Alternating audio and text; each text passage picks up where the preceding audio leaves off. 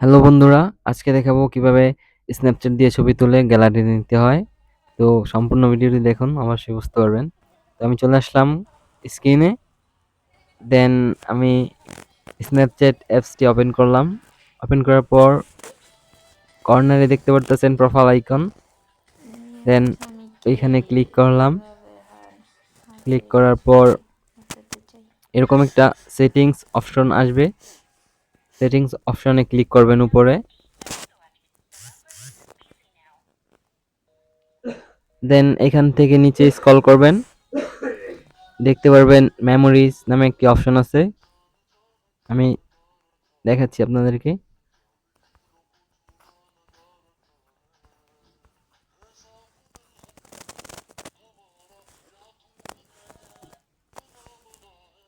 দেখতে পারতেছেন মেমোরিজ অপশনটা পেয়ে গেছি। মেমোরিতে ক্লিক করার পর দেখতে পারতেছেন এখানে ক্যামেরা রোল লেখা আছে, নিচে একটি অপশন আছে।